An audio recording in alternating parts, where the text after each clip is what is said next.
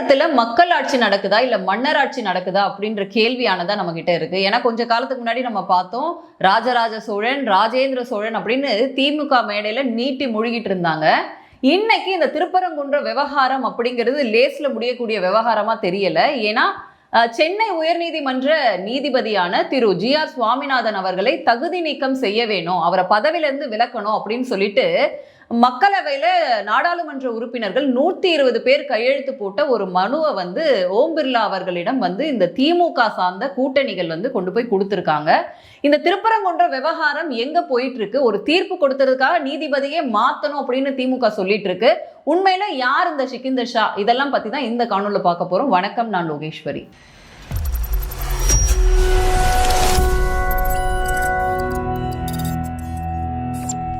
இந்த திருப்பரங்குன்றம் விவகாரத்துல திமுக செய்யக்கூடிய அந்த அப்பட்டமான மத அரசியல் நமக்கு தெரியுது. குறிப்பா உயர்நீதிமன்ற நீதிபதியான GR சுவாமிநாதன் அவர்கள் இந்து மக்களுக்கு ஆதரவாக ஒரு தீர்ப்பை வழங்கிட்டாரு அப்படின்னு சொல்லிட்டு இன்னைக்கு அவருக்கு எதிராக அவரை பதவியில இருந்து விலக்கணும் அப்படின்னு சொல்லிட்டு இத்தனை பேர் போய் மனு கொடுக்கறாங்க.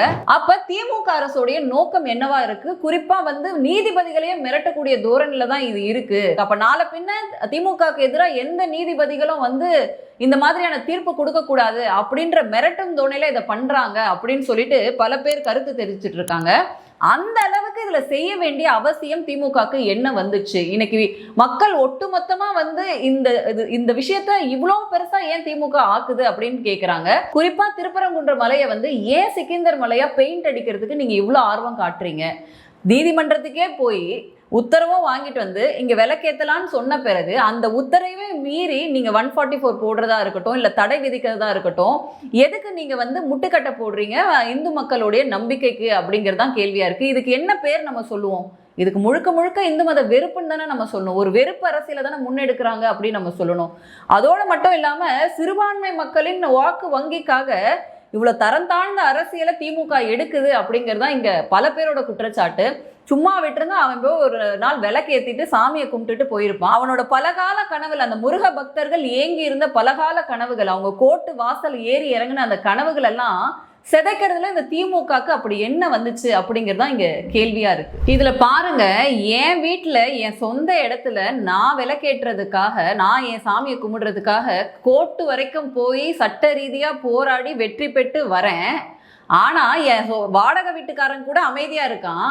வாட்ச்மேன் வேலை பார்க்கக்கூடிய இந்த திமுக அரசு எதுக்கு இப்படி குய்யோ முய்யோன்னு கத்திட்டு இருக்கு அப்படின்ற கேள்வியை தான் நம்ம முன்வைக்கிறோம். இதுல ஒண்ணுமே கிடையாது. இப்படியான வெறுப்பு திமுக அரசுக்கு எங்கிருந்து வருது? குறிப்பா கோவில் நிர்வாகம் அப்படிங்கிறது எதுக்குங்க? நம்மளுடைய கோவில்களுடைய மரபுகளை பாதுகாக்கிறதுக்காகவும் இந்த கோவில்களோட உரிமையை பாதுகாக்கிறதுக்காகவும் தான் அவங்க இருக்காங்க. ஆனா அந்த கோவில் நிர்வாகத்தையே பாத்தீங்கன்னா இந்த விவகாரத்துல எதிரா திருப்பி அவங்களையே எதிர்கேச போட வச்சு இந்த மாதிரியான முருக பக்தர்களோட நம்பிக்கையில விளையாட வேண்டிய அவசியம் திமுகக்கு என்ன வந்துச்சு? அப்படி என்ன உங்களுக்கு இந்த முருக பக்தர்கள் மேல வெறுப்பு அப்படிங்கறதுதான் கேள்வி. இத்தனை மக்கள் மன்றாடுறாங்களே, உங்க மனசு இறங்கலையா? நீங்க யாருக்கான அரசாங்கம் நீங்க நடத்துறீங்க அப்படின்ற கேள்வியை தானே அந்த மக்கள் முன்வைப்பாங்க. ஏன் நாங்க எங்க முருகப்பெருமானுக்கு எங்க இடத்துல அந்த கோவிலுக்கு உரிய இடத்துல ஏத்துறதுல உங்களுக்கு என்ன பிரச்சனை அப்படிங்கிறதா மக்களோட கேள்வியா இங்க இருக்கு. இதுல முழுக்க முழுக்க சிறுபான்மையினரின் வாக்கு வங்கியை மையமா வச்சு தென் தமிழகத்துல ஒரு கலவரத்தையே உண்டு பண்ணிருக்கு திமுக அப்படிங்கிறதா இங்க குற்றச்சாட்டு.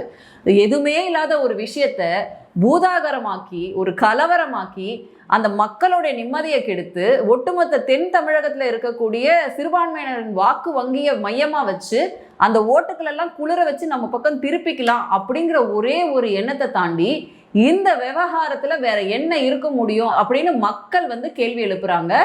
இது தவிர வேற என்ன ரீசன் இருக்க முடியும்? எதுக்கு இந்த திருப்பரங்குன்றத்துக்கு இவ்வளோ பெரிய இஷ்யூ ஆக்குறாங்க இந்த திமுக அரசு? அப்படி என்ன அந்த சிக்கிந்தர் ஷா அப்படிங்கிறவர் யாரு? வரலாற்று ரீதியா அந்த திருப்பரங்குன்றத்துக்கு என்ன மாதிரியான சிறப்புகள் இருக்கு அப்படிங்கிறத தெரிஞ்சுக்கணும். இன்னைக்கு திமுக அரசு எப்படியாச்சும் இந்த திருப்பரங்குன்ற மலையை ஆட்டைய போட்டுறணும்னு சொல்லிட்டு வெறி கொண்டு அலைஞ்சாலும், யார் கூச்சலிட்டாலுமே குன்றெல்லாம் குமரனுக்கே சொந்தம் அப்படின்ற குரல் தான் ஓங்கி ஒலிக்கும். முருக பக்தர்கள் சும்மாவே விட மாட்டாங்க அப்படிங்கிறதான் இந்த திருப்பரங்குன்ற மலைக்கு அப்படின்னு சொல்லிட்டு பல பெருமைகளானது உண்டு.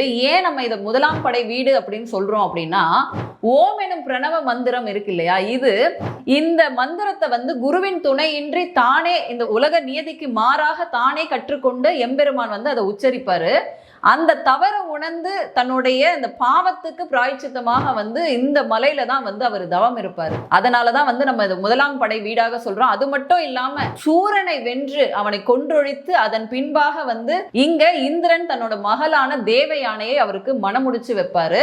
அந்த பெருமையும் இந்த கோவிலுக்கு இருக்கு. சோ இந்த மலையவே முருகனாக வழிபடக்கூடிய பெருமை அப்படிங்கிறது இந்த கோயிலுக்கு இருக்கு. அதனால இந்த மலையை வந்து அவ்வளோ லேஸ்ல வந்து நீங்க வந்து அவங்க கிட்ட இருந்து எடுத்துடலாம், மக்கள் கிட்ட இருந்து எடுத்துடலாம் அப்படின்ற எண்ணம் திமுகக்கு இருந்துச்சு. பல காலமா வந்து வெறுப்பு அரசியலை மட்டும் கையில எடுத்து பண்ணக்கூடிய திமுக இந்த விஷயத்துல ஒன்றும் பண்ண முடியாது அப்படிங்கிறதா இங்க பல பேரோட குரலா இருக்கு. அது மட்டும் இல்லாம பல காலங்கள், அதாவது 2500 ஆண்டுகளுக்கு முன்பாக இந்த கோவிலுக்கு இந்த இடத்துக்கு அப்படின்னு சங்க இலக்கியங்கள்ல பல இடங்கள்ல இந்த திருப்பரங்குன்றங்களை ரெஃபரன்ஸா காட்டியிருக்காங்க. அதுலயும் சங்ககால நூல் எல்லாத்துக்கும் நம்ம தான் சொல்லுவோமே, தமிழ் பெயிண்ட் அடிச்சு நாங்க தான் தமிழுக்கு சொந்தக்காரங்க, நாங்க தான் தமிழுக்கு சொந்தக்காரங்க அப்படி சொல்லி இந்த திராவிட கும்பல் சுத்திட்டு இருக்கோம். அப்படி எல்லா நூல்களிலையும் அகநானூறாக இருக்கட்டும், அல்லது வந்து தேவாரம், பெரிய புராணம், திருப்புகழ், ஸ்கந்த புராணம் அப்படின்னு சொல்லிட்டு பல நூல்கள்ல இந்த திருப்பரங்குன்றம் பத்தி கோட்டானது இருக்கு. அதுலயும் அகநானூற்றுல ஓடிய விழுவின் நெடியோன் குன்றம் அப்படின்னு குறிப்பிட்டிருக்காங்க. அதோட இல்லாம சினமிகு முருகன் தன் பரங்குன்றத்து அப்படின்ற பொருளும் அதுல வந்து இருக்கு. அதனால திருப்பரங்குன்றம் பத்தி நிறைய சான்றுகள், அது முருகனுக்காக பாடப்பட்ட வரிகள் திருப்பரங்குன்றம் பத்தி அதுல கோட் வந்து இருக்கு. இதோட மட்டும் இல்லாம 10 பாட்டுலயும் சரி, அல்லது திருமுருகாற்றுப்படையிலையும் சரி, 8 தொகை நூல்கள்லயும் சரி, இப்படி எல்லா நூல்களிலுமே வந்து முருகனின் முதலாம் படை வீடான திருப்பரங்குன்றத்தை பத்தின ரெஃபரன்சஸ் வந்து நமக்கு கிடைக்குது. இது எங்க இருந்து வந்து சிக்கிந்தர் மலையா மாறுச்சு அப்படிங்கிற கேள்வியை தான் நம்ம முன்வைக்கிறோம். அதனால இந்த முருகப்பெருமானோடைய இந்த திருப்பரங்குன்றத்தை ஆக்குப்பை பண்ற விவகாரத்துல ஏன் வந்து நீங்க இவ்வளவு முனைப்பு காட்டுறீங்க, இவ்வளவு சான்றுகள் அந்த கோவிலுக்கு இருக்கும் பொழுது அப்படிங்கறதான் கேள்வியா வைக்கிறாங்க. இந்த குடவரை கோவிலான திருப்பரங்குன்றம் அப்படிங்கிறது இந்துக்களுக்கு மட்டும் இல்லாம ஒட்டுமொத்த தமிழர்களுக்கும் இது வந்து சொந்தமானது. வரலாற்றுல அப்படி ஒரு விஷயங்களானது இருக்கு. இதுக்கு ஒரு சார்பினர் வந்து உரிமை கொண்டாடுறது அப்படின்றது முற்றிலுமாக தவறு. மேலும் வந்து இது திருப்பரங்குன்றம் முருகனுக்கானது தான் அப்படின்றதுக்கான பல சான்றுகள் இருக்கு. பல மன்னர்கள், தமிழ் கல்வெட்டுகள் நமக்கு இருக்கு, சமணகால கல்வெட்டுகள் இருக்கு, பாண்டியர் காலத்து கல்வெட்டுகள் அப்படிங்கிறது ஒவ்வொரு விஷயமும் வந்து காலாகாலமாக இது தமிழர் வழிபாட்டு முறைக்கு கீழே தான் இந்த மலையானது இருக்கு அப்படிங்கிறத நமக்கு தெளிவுபடுத்துது. அப்படி இருக்கும் பொழுது நீங்க எதுக்கு இது மேல வந்து பெயிண்ட் அடிக்கிறீங்க அப்படின்ற கேள்வியை தான் நம்ம கேட்கணும். அதுலயும் குன்றுதோறும் குறுகி கொண்டு இருக்கக்கூடிய குறிஞ்சி நில மன்னனான எம்பெருமான் முருகன் அந்த நிலத்துடைய மன்னன். அவரு அந்த கோவில் அன்றும் இன்றும் என்றுமே வந்து அது திருப்பரங்குன்ற மலை அப்படிங்கிறது முருகனுக்கே உரித்தான ஒன்று. அதுக்கு நீங்க பெயர் மாற்றம் செய்யணும்னு நினைக்கிறது வந்து முற்றிலும் எதிரானது. அந்த மதுரை மீனாட்சி அம்மனுக்கு படை தளபதியாக, படை காவலனாக அந்த எல்லையில இருக்கக்கூடிய முருகப்பெருமான ஒருபோதும் வேறொருவர் வந்து ஆக்கிரமிப்பு பண்றதை வந்து மக்கள் ஒரு காலம் ஒத்துக்கவே மாட்டாங்க. அப்படி எதுக்கு இவ்வளவு வரலாற்று சான்றுகள் இருந்தும் தமிழக அரசு இந்த மாதிரியான பொய்யான விஷயங்களை செய்து தன்னோட கூட்டணி கட்சி தலைவர்களையே அங்க அனுப்பி அங்க சர்வே பண்றதா இருக்கட்டும், இல்ல இது ஒரு சார்பினருக்கு தான் அப்படின்னு சொல்றதா இருக்கட்டும், இதை ஏன் பண்றாங்க? இது வெறும் நதம் சார்ந்த விஷயம் மட்டும் கிடையாது.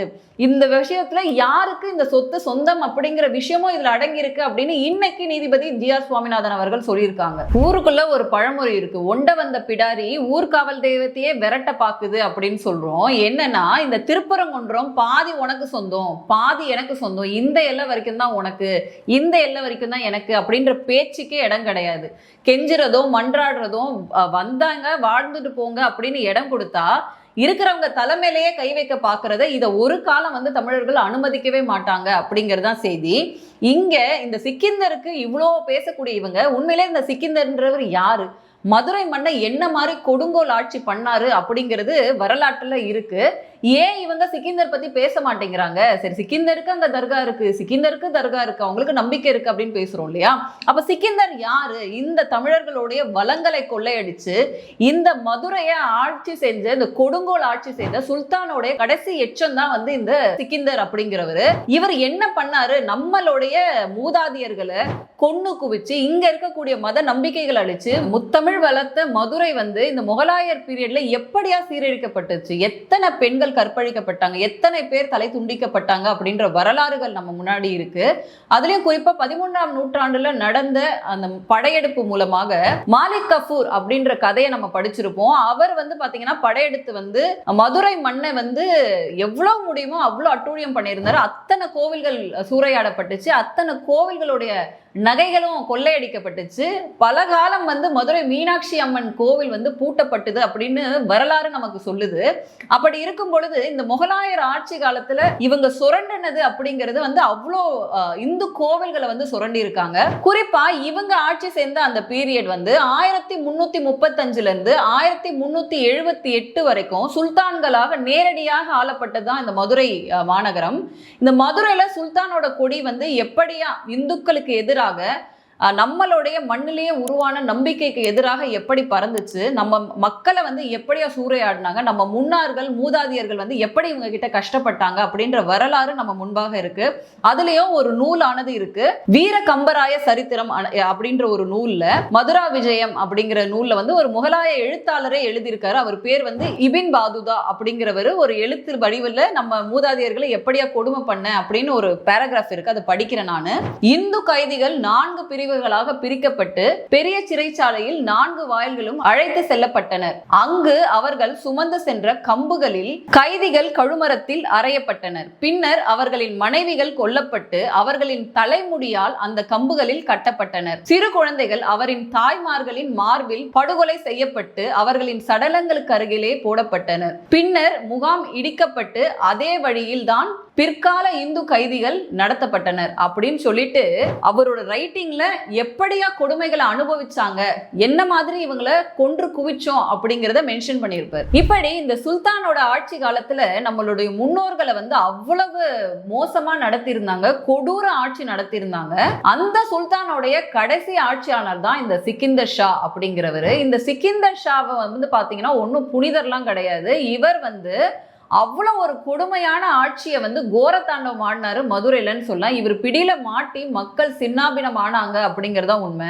கடைசியில இவரை ஓட ஓட விரட்டி இவரை காலி பண்ணது யாருன்னு பாத்தீங்க அப்படின்னா விஜயநகரத்து இளவரசரான குமர கம்பண்ண உடையார் அப்படிங்கிறவர் தான் இவரை வந்து கடைசியில வந்து ஓட ஓட விரட்டினாரு.